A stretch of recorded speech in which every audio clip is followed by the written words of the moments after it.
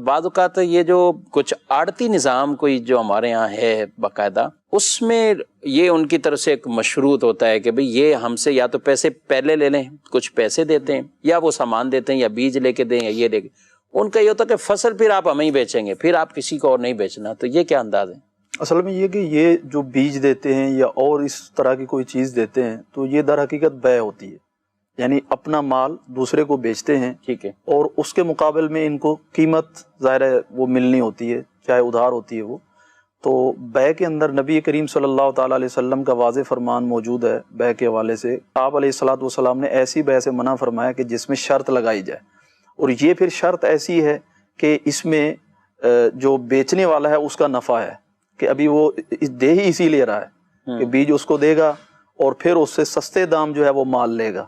تو اس طرح کا نفع اٹھا رہا ہے. اور اس طرح کی کہ بائع یا مشتری یعنی خریدار جو ہے وہ نفع اٹھائے، اس طرح کی بیع مستقل طور پہ ناجائز ہوتی ہے. تو یوں جو یہ کیا جا رہا ہوتا ہے یہ ناجائز و حرام ہے، اس کی ہرگز اجازت نہیں ہے.